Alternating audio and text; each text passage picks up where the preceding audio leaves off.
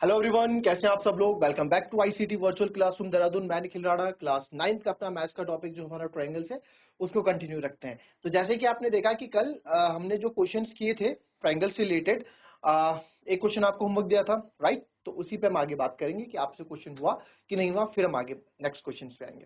तो चलिए अपनी क्लास शुरू करते हैं। शुरू करने से पहले हमेशा की तरह थॉट ऑफ द डे लेके चलते हैं। तो आज का थॉट ऑफ द डे है बच्चों, if you are not willing to learn no one can help you, and if you are determined to learn no one can stop you.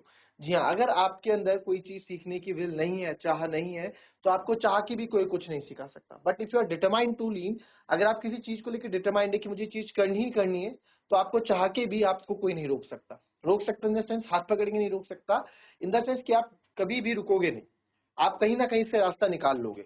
बहाने नहीं आएंगे आपके पास। जैसे हमारे पास अपनी फेलियर के बहाने होते हैं ना, यार मैं था नहीं, मैं कर लेता, ये मैं थोड़ा और पढ़ लेता तो कर लेता, मेरे यहाँ लाइट थी नहीं पढ़ पाया इसलिए, मतलब कुछ भी बहाने हो सकते हैं एक्स वाई जी। तो तब आपके पास वो बहाने नहीं रहते, तब हमारे पास हमारे रास्ते होते हैं, ठीक है। तो फिलहाल जो है एबीसी एक आइसोसेलेस ट्रायंगल है in which AB equals to AC। कल बताया था side BA is produce to B, हमने क्या सच दैट कि AD जो है AB के बराबर हो जाए, शो दैट एंगल BCD जो है आपका राइट एंगल ट्रायंगल था। ये क्वेश्चन आपके लिए मैंने आधा बता दिया था। अब BCD को राइट एंगल ट्रायंगल बताना था, इस BCD को राइट एंगल ट्रायंगल मुझे बताना था, तो यार यहाँ पे ना एंगल की बात, ना ही यहाँ कोई ट्रायंगल कॉन्ग्रुएंट प्रूफ हो रहे थे। कॉन्ग्रुएंट प्रूफ होने के बाद भी किससे तो मैं 90 डिग्री इक्वल रखता, उसको नहीं हुआ। तो मैंने देखा कि यार AB equals to AC, AB equals to AD दे क्यों रखा है, ऐसा कुछ वो है क्या। फिर पता लगा ट्रायंगल की प्रॉपर्टी ये जो होती है AB इक्वल्स टू AC, भाई angle opposite to equal sides are equal, या आइसोसेलेस ट्रायंगल की प्रॉपर्टी समझ लो। तो sir AB equals to AC, तो angle B equals to angle C रहा होगा, यानी एंगल 2 इक्वल्स टू एंगल 4, नहीं यानी 2 इक्वल्स टू 4 मान लो, यहाँ पे मैं लिख देता हूँ अभी। और फिर मैंने ABC angle ABC is equals to angle ACB, हमने पहला इक्वेशन बना दी। फिर यहाँ पे भी सेम कहानी आपने देखी, angle 1 equals to angle C रहा होगा, क्योंकि सर ये दोनों साइड्स भी इक्वल थी, ठीक है, ये दोनों साइड्स भी इक्वल थी, AD और AC आपस में इक्वल है, तो इनके अपोजिट एंगल्स इक्वल रहे होंगे, ठीक है। अब बात क्या, अभी अभी भी कुछ समझ में नहीं आ रहा, तो हमने कहा 90 लाना है, 90 प्रूफ करने के लिए 180 होना बहुत जरूरी है कहीं ना कहीं। तो मैंने कहा कि इन तीनों के एंगल का सम कर लो, inter angle ABC, angle A plus angle B plus angle C। हमने क्या, एंगल A का नाम था ABC, या आप इसको CAB भी बोल सकते हो, या BAC, तो हमने CAB लिखा। फिर angle C plus angle C, यानी कि angle ACB plus angle ACB। तो ये दो बार क्यों लिखा, क्योंकि सर एंगल B और एंगल C तो इक्वल है, हमने बताया यहाँ पे, हमने बताया ABC ACB इक्वल है, तो इसके सब्स्टिट्यूट कर दिया। सिमिलरली वो कहानी वहां भी कर ली, ठीक है। तो दो इक्वेशन मेरे पास बन के आई, दो इक्वेशन को फिर से यहाँ लिख देता हूँ जो मेरे पास बन के आई। Angle CAB plus twice of angle ACB equal to 180, ये थी हमारी सेकंड इक्वेशन। और ये हमारी एक और इक्वेशन है। तो मैंने आपको बताया था कि इसको करना कैसे।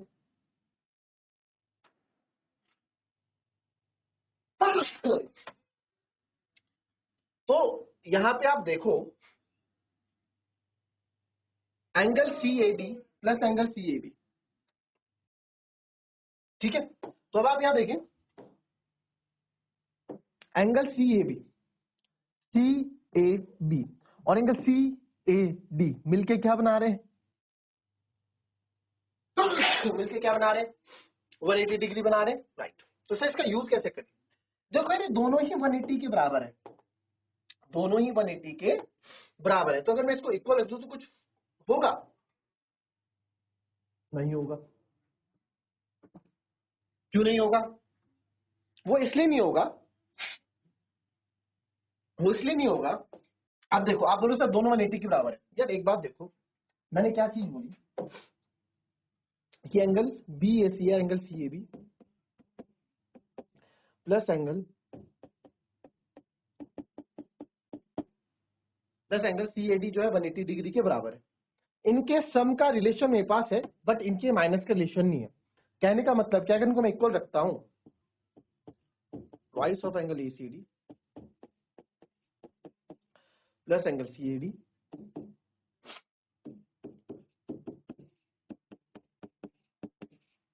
अब ट्वाइस ट्वाइस एक तरफ ले लो चाहे,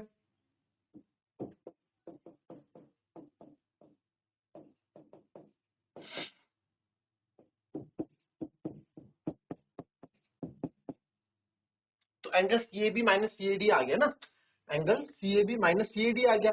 और मेरे पास CAB प्लस CAD का रिलेशन है, माइनस का रिलेशन तो है ही नहीं। तो ये इन दो में आप प्लस कैसे लाओगे, मुझे ये समझाओ। बहुत इजी है, बहुत बार हम कर चुके हैं चीजें। कैसे लाओगे सर, इन दो में अगर मुझे प्लस लाना है ना, इसमें और इसमें प्लस लाना है, तो दोनों इक्वेशन को क्या कर दो, आप ऐड कर दो, आ जाएगा अपने आप में प्लस, आ जाएगा अपने आप में प्लस, है ना। तो आप क्या करोगे,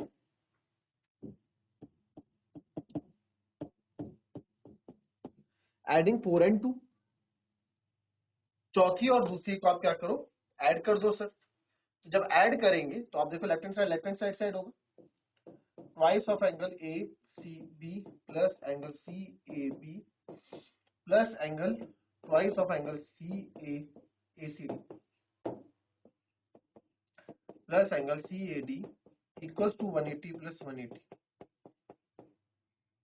तो ट्वाइस ऑफ एंगल ACB, इसका तो हम कुछ नहीं कर रहे हैं अभी, plus angle CAB plus angle CAD एक साथ लिख दिया,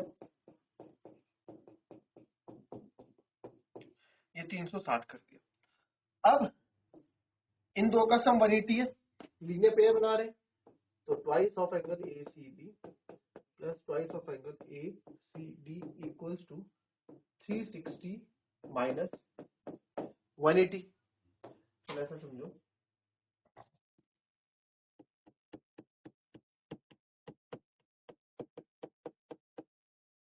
वन एटी प्लस 180 ताकि कैंसिल कर दोगे, ठीक है। तो अब मेरे पास जो बचा, twice of angle ACB plus twice of angle ACD equals to 180। तो ट्वाइस ऑफ एंगल ACB है क्या सर, इसमें से 2 कॉमन ले लो आप, तो अंदर बचेगा angle ACB plus angle ACD, क्योंकि भाई मेरे को तो 90 चाहिए। तो ACB देखो कौन सा है, ACB ये रहा, और ACD ये रहा। तो यानी पूरा एंगल C आ रहा है ना, पूरा एंगल C कवर हो रहा है, उसमें एंगल BCD हो रहा है पूरा कवर। तो यानी कि पूरा जो मिलके सर क्या बना रहा है, ट्वाइस ऑफ एंगल BCD बना रहा है इक्वल्स टू 180। तो आप यहाँ से 2 से 180 को काट दो, यानी कि कहने का क्या, एंगल BCD को अकेला रखो, 180 है और 2 डिवाइड नीचे, 2 9 18 90। तो एंगल BCD कितना हो गया, 90 डिग्री। आई बात समझ में। तो ऐसे ही आप इसको क्या 90 डिग्री प्रूफ करते हैं, क्लियर, कॉपी कर। अच्छा क्वेश्चन था ना।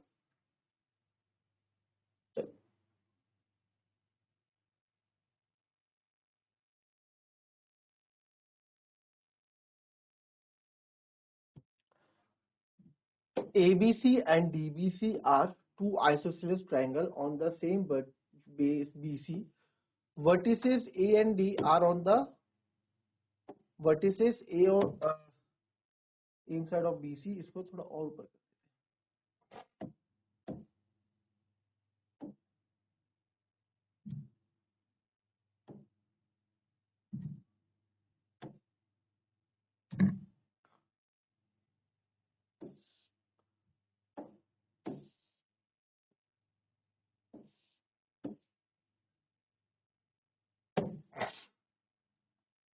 ABC and DBC are two isosceles triangle on the same base BC and vertices A and D are on the same side of BC, ठीक है।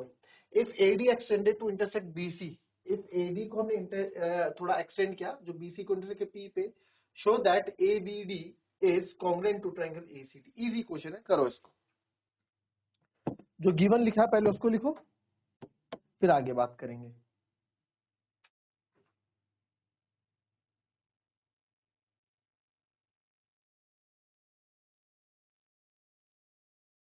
चलिए आंसर गिवन लिख दो पहले तो।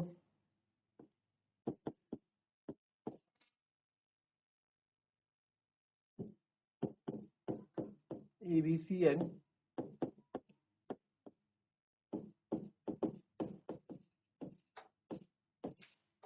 two isosceles triangle on the same base and vertices A and D, same base vertices A और D है on the same side of BC, ठीक है। तो ABC और DBC आपके दो isosceles triangle है, कौन कौन से, ABC और DBC। ये दो अपने आप में आइसोसेलेस ट्रायंगल आपको यहाँ दे रखे हैं, ठीक है।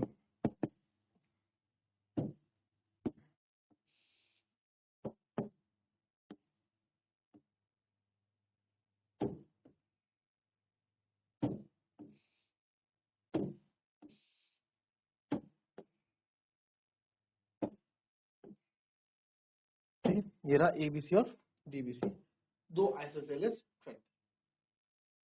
अब जो है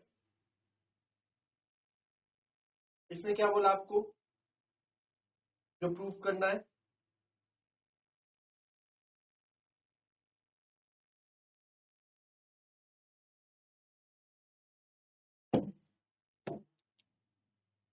पहला पार्ट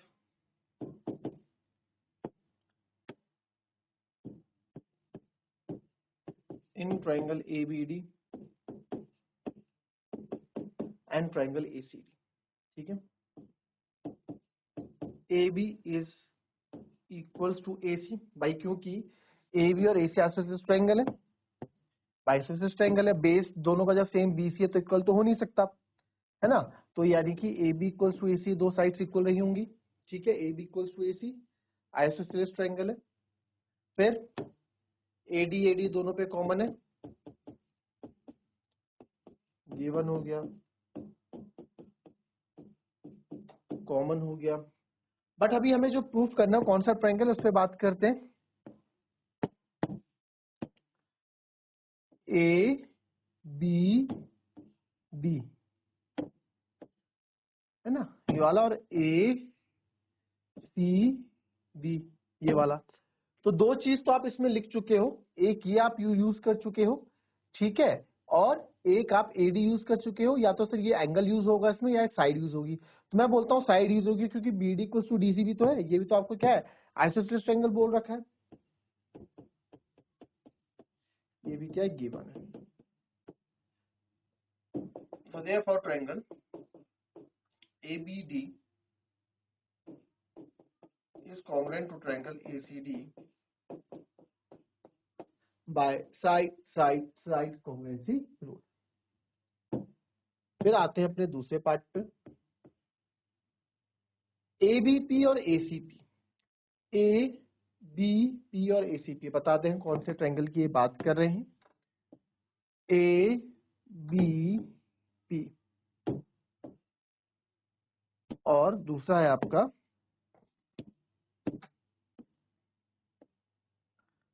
ACP,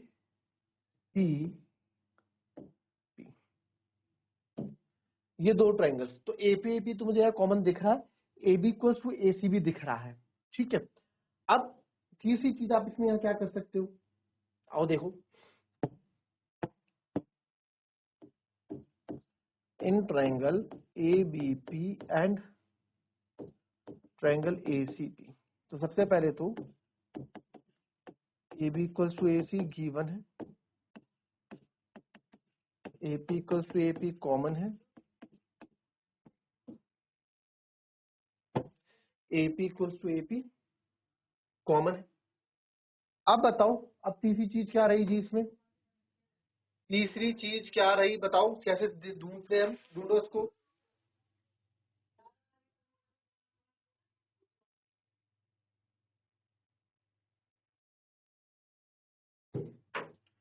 बताओ भाई, मैंने आपको हमेशा बोला है कि दूसरे वाले का कनेक्शन हमेशा पहले वाले के पास रहता है।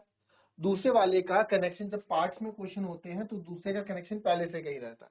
अब देखो इसमें क्या था, इसमें क्या दिक्कत हमें आ रही थी कि आपने ए बी पी यानी कि इसमें एक तो हमने कॉमन ले लिया, एक ये साइड ले ली। अब या तो ये साइड हो जाएगी बीपी इक्वल्स टू सीपी, ये हमारे पास है नहीं, बीपी इक्वल्स टू सीपी पिछले वाले से भी ना रही, हमने प्रूफ नहीं कर पाए। अभी तक हम बस ये कॉमन ये ले चुके हैं और एक ये ले चुके हैं, तो साइड साइड साइड से तो नहीं हो रहा। चलो, इस एंगल के बारे में कोई बात नहीं सर, ऐसा कुछ नहीं बोला। इस एंगल के बारे में कोई बात 90 डिग्री नहीं सर, ऐसा भी कुछ नहीं बोला, ठीक है, ऐसा हमारे पास कुछ नहीं है। और इससे पहले ये वाला एंगल और ये वाला एंगल, तो इससे पहले सर हमने ये वाले ट्रायंगल कॉन्ग्रुएंट प्रूफ किए थे, तो सीपी सीटी से आप बोल सकते हो ये दो एंगल्स भी आपस में क्या हो जाएंगे, इक्वल हो जाएंगे। तो आप बोल सकते हो angle PAB is equals to angle PAC by CPCT of first part.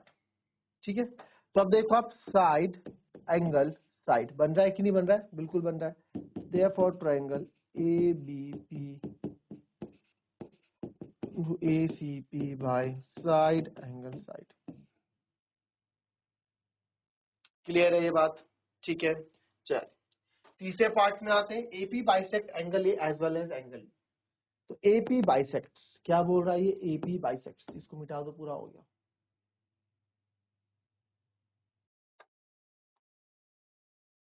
ठीक है, तो यहाँ पे AP बाइसेक्ट्स,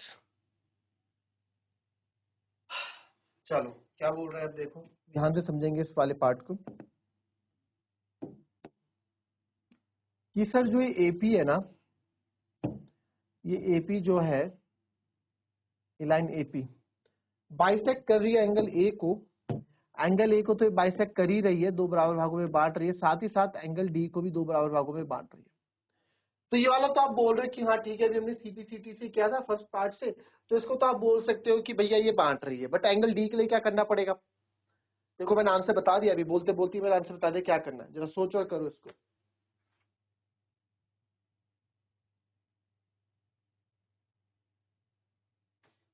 चलिए अब यहाँ देखो, तीसरा पार्ट यहाँ आ जाएगा क्या? ट्राई करते हैं थर्ड पार्ट। पहले एंगल ए की बात करते हैं, तो आप लिखेंगे बिकॉज एंगल PAB, इसका नाम PAB कर दो, चलो, is equals to angle PAC। ठीक है, PAB इक्वल्स टू PAC है by CPCT of question number 1, ये हमने बता दिया पहले भी। तो इससे मान लिया इक्वेशन 1। तो अब देखो इसमें नाउ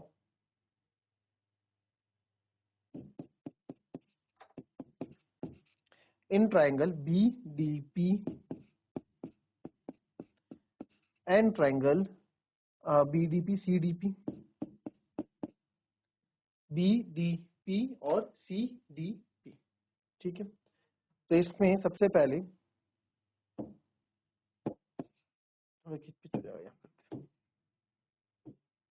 इन ट्राइंगल BD और इन ट्राइंगल CDP की मैं बात कर रहा हूँ। तो BD इक्वल्स टू CD, भाई ये भी तो आइसोसेलेस ट्राइंगल है ना, बोला है ना गिवन, ये साइड तो हमने इंक्लूड कर ली। फिर DP कॉमन,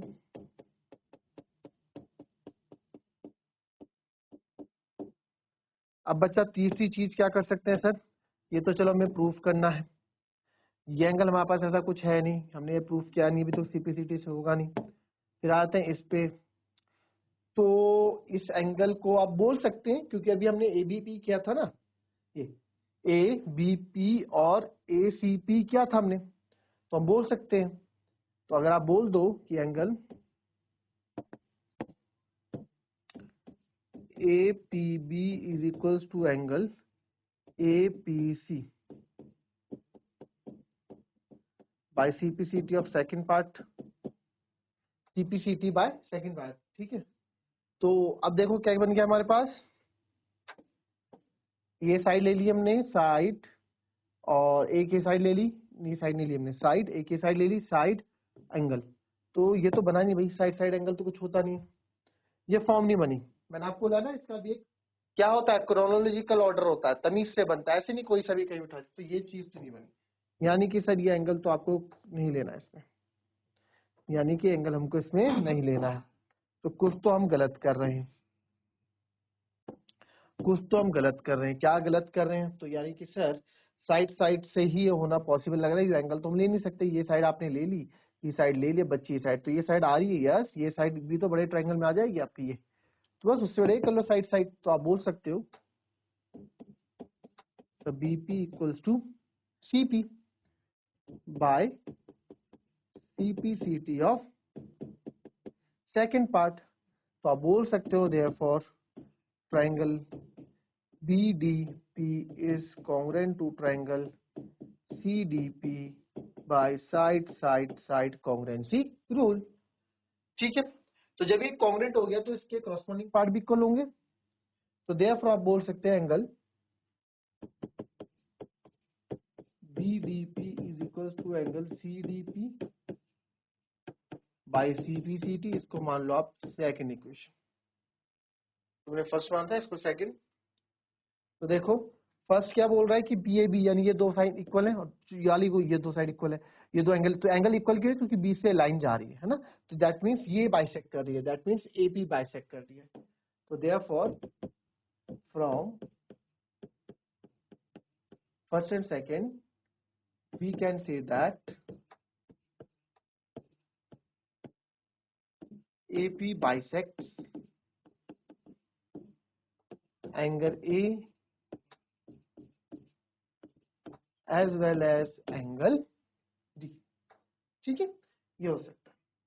चौथा, AP is the perpendicular bisector of BC। भाई AP जो है आपका, ये जो AP है ना सर, ये आपका परपेंडिकुलर बाइसेक्टर है किसका? BC का। अब इसको ऐसे बता देता हूँ, करोगे आप होमवर्क, क्योंकि हमारा तो होमवर्क करते ही।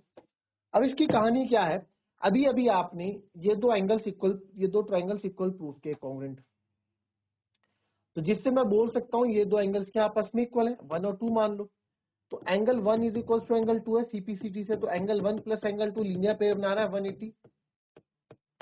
तो एंगल 1 यानी एंगल 1 2 ट्वाइस ऑफ एंगल 1 हो जाएगा, यहाँ से एंगल 1 90 डिग्री आ जाएगा। तो जब ये 90 है तो ये भी 90 होगा, तो ये क्या हो गया? परपेंडिकुलर तो हो गया। बाइसेक्टर मतलब वही इसी क्वेश्चन से ABP और ACP से, ये CPCT से क्या हो रहा है? बाइसेक्ट भी हो रहा है। तो देखो आप बोल सकते हो कि जो AP है ये क्या है? परपेंडिकुलर बाइसेक्टर है। परपेंडिकुलर क्यों? क्योंकि यहाँ पे 90 डिग्री बना रहा है, तो 90 डिग्री के साथ क्या है? बाइसेक्टर है BC का। ठीक है, so that's all for today. मिलते हैं आपसे अपने कल की नेक्स्ट क्लास में, तब तक के लिए be happy, be healthy and be safe. Thank you and have a nice day.